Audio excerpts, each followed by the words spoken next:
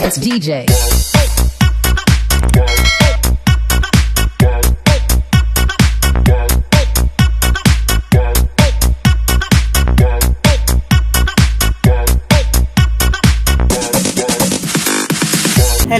Hello mga momshies, popshies at mga anakshis. Welcome back to my channel and once again this is Momshi G. And for today's vlog ay makakausap naman natin ang isa sa mga social climbers din na very controversial dahil sa kanyang pag-uwi, none other than Melmar, Maring Mar. May homicide ba siya? Hi Maring Mar, kamusta? Hello. Parang masyado kang tulala pag nakatingin sa labas. Wala, I don't know, baka ngayon yung effect ng second dose.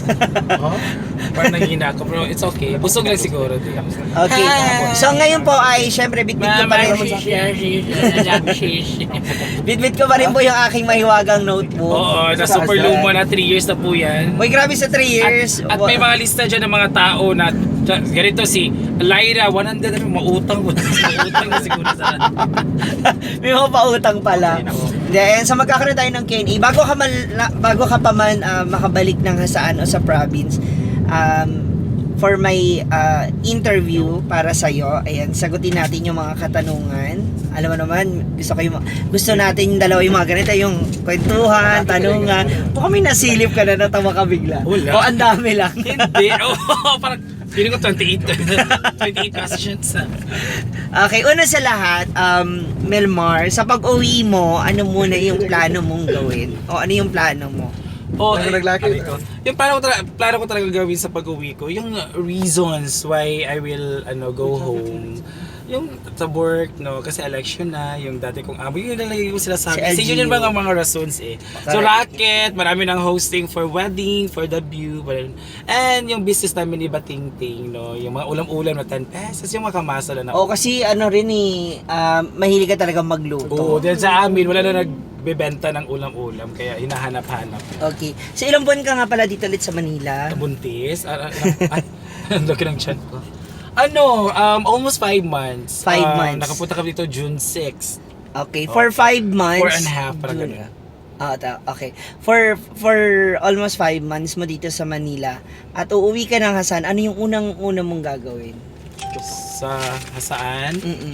Aside sa wala, first yung talagang after my home quarantine, ay since may quarantine naman, first siguro kung gagawin is i-vlog ko yung room ko, which is my project, diba? Second, kung wala talagang quarantine, pupunta talaga ako kay ate, ihag ko yung pamangkin ko, hindi ko yun nakita kasi pagpunta namin dito, buntis pa si ate, lumabas na ngayon, so 4 months na siya. So yun nga yung follow-up question ko sana sa'yo. So sino yung unang taong gusto mong makita? Oh, yung baby, pamangkin. si baby Lucas, hindi ko pa yun nakita eh. Sa tenta na ginaganan, parang utian pag-alis ko. Oo. So yun, nanganak na. Ngayon buo na. Okay. So dito sa pagpunta mo sa Manila, ayan, syempre apektado pa rin ng pandemic. Actually kahit saan naman, no. Meron ka bang nararamdaman na regrets mga regrets na pagpunta mo dito sa Manila? Wala naman. Kasi pagpunta ko dito ng Manila, ang raming opportunity na dumating. Oo.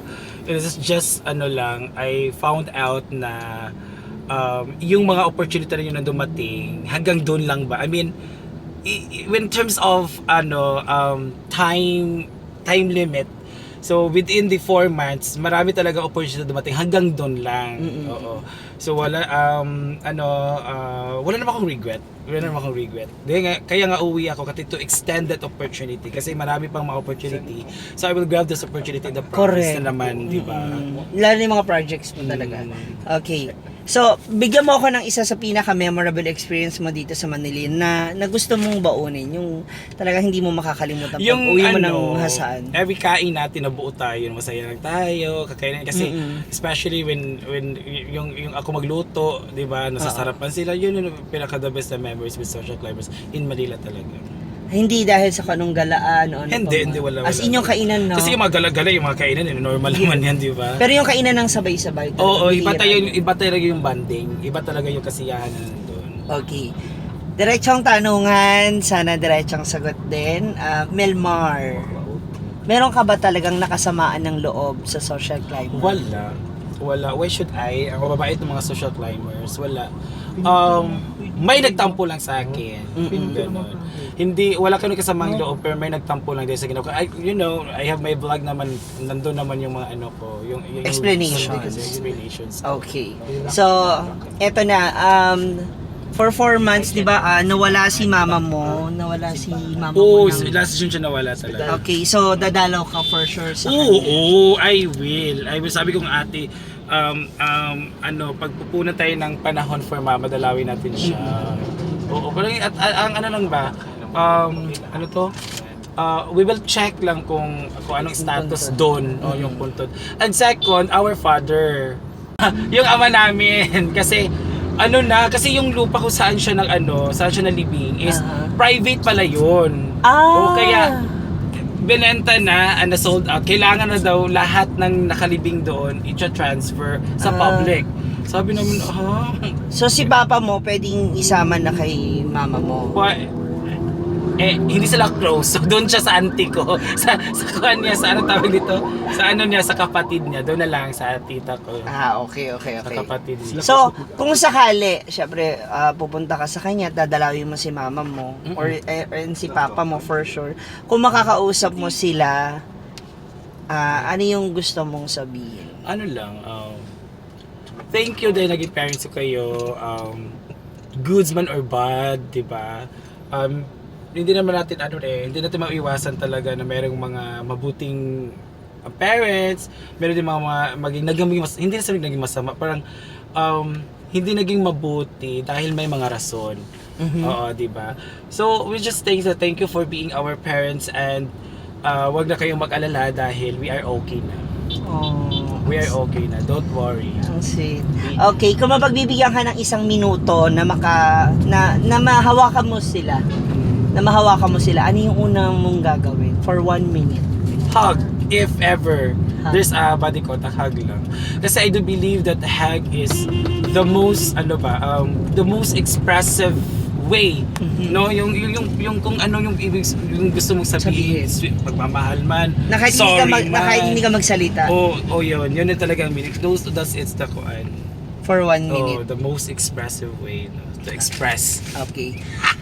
Mula doon sa Hasaan hanggang sa pagpunta mo dito sa Manila, grabe yung naging banding ninyo ni Brenda, tama? Doon nung niya especially sa Hasaan. Sa Hasaan kasi most of the vlogs ay talagang ikaw yung kasama. Sa kanya na ako nakatira. Sa pag-uwi na sa kanilang bahay nakatira.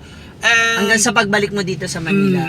Kung meron kang isang pinaka natatandaan o pinaka nagustuhan mong payo niya sa'yo, ano yun?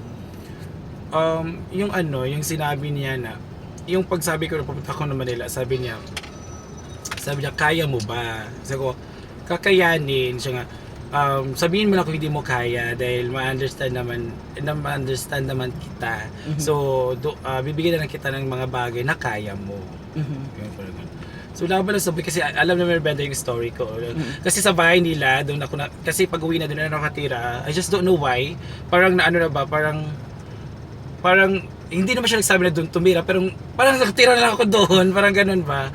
So lagi kami, every night kami magkatabi. So we share our thoughts, we share our stories, and I know stories of Brenda, and Brenda knows mine, parang ganun ba. Okay. Right now, nasa loob na siya ng bahay ni Kuya. Ano naman, bilang social climber or bilang kaibigan, ano yung ma-share mo for Brenda sa kanyang journey sa PBB?